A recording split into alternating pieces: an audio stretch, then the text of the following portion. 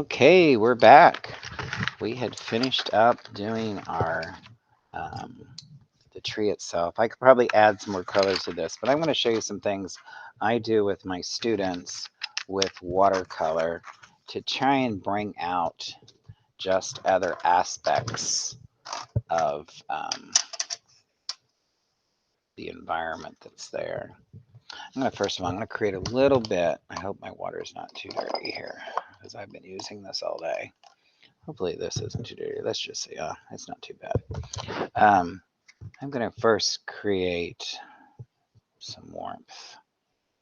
I'm going to create a little bit of a sunrise coming up behind my palm tree. And I don't mind going right over it because I've got the basis of my color here. And I'm going to try some blending out. My water tends to be a little dirty, but that's okay. Too concerned with that. It might be my paint set itself, to be honest. I like to keep a tissue or a rag, something handy. If I get too much moisture, I can take some of that off. I can also use that as a blending tool. I'm just going to go on up and just kind of carry this color out, getting just a little more stronger volume as we go out here. More volume, that's not the word I wanted to use. Just more color blending out, making it just a little darker. I'm going to start adding some red to this now. Yeah, I really think my brush and my water is just maybe a little dirty. It's not getting quite as bright as I want it. So that's important, making sure you have good water, clean water. Not getting too dark. Need to give myself a little more space here. Got too many tools out. Teaching all day long, I just get too much going on sometimes. And then I'm going to come into this with some blues. I'm going to let this dry just a little bit here. Blend this down just a little bit. And I'm going to use my rag to kind of blend that out as well, just so I'm not getting too dark. If you get your paper too wet, then the colors tend to blend together that you don't really want. I'm going to create my island here from my palm tree. Again, I'm going to use yellow. It's much brighter. I have a limited camera space here. I'm going to add some yellow here. And I just like to get my light colors down first.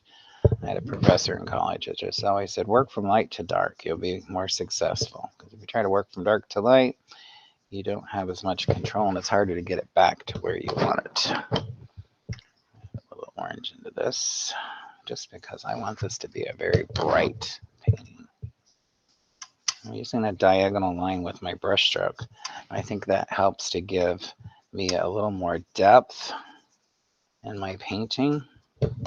I use a little more water to just blend it out and just soften those edges. You can see how this is really starting to come to life.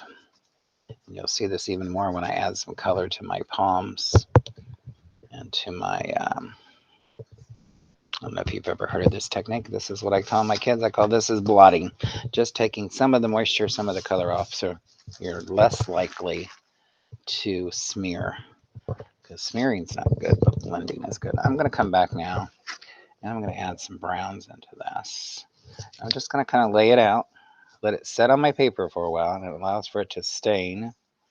Because that's basically what we're doing. We're staining the paper with color. This watercolor is not an impasto. It's very thin rather than very thick painting like Van Gogh would have used. Again, I'm going to use more of a diagonal brush stroke. So I want to create that sense of space. And it's also giving me some texture to my land. I could create another space here just by maybe creating more of a sand dune coming off this way and not having quite strong horizontal line or vertical line or a diagonal line, just giving a little more contrast here. Again, I'm going to add some dark into this.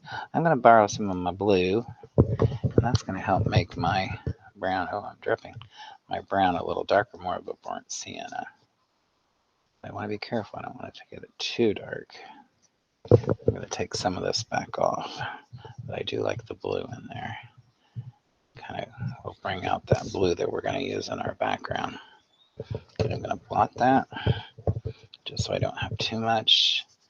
I can blend that in, and I'll probably go over this with some more brown. Just getting a layering of color and dimension. I think you're getting a little bit of a contrast. You can see what's happening on both sides of the painting. I'm going to go up into my sky, and I'm going to get this wet first. That way, I'm allowed to blend it a little better. The paper that I use is a very good paper. It's a college drawing paper. It's got a very good nap to it. My kids don't tend to rip it or ruin it, and if something messes up, I'm able to help them take the color back off if they don't like the color, whether that be with temper paint or with um, watercolors. I'm just going to kind of brush that out just a little bit.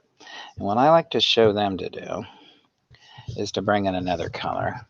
And just by, I'm going to add a little more water just so I can have some bleeding going on with the, I'm going to add some purples into this. And I'm going to let it set for a minute. And then I'm going to blend it out. I'm going to use more of a horizontal brush stroke just to try and create some space here.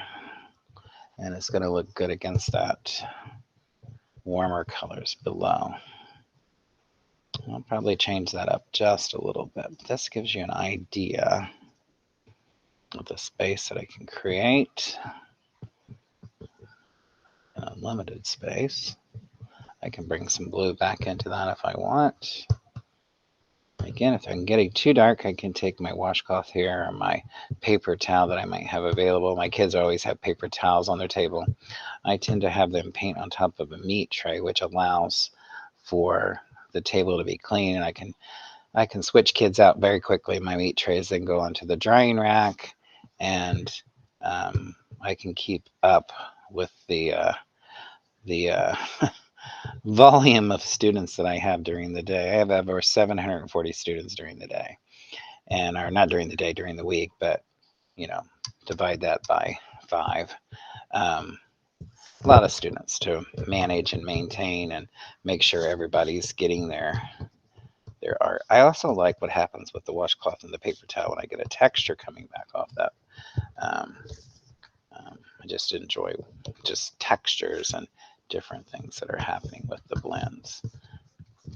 But I think it gives you an idea of the space we can get. This is actually looking more like land than it is sunrise, but I'm liking that regardless. I can come back up in here and I can do some pencil into this next time. But you get an idea how much space I got just with adding that little bit of watercolor and that little bit of time. And I think we're coming up with a pretty beautiful composition so far.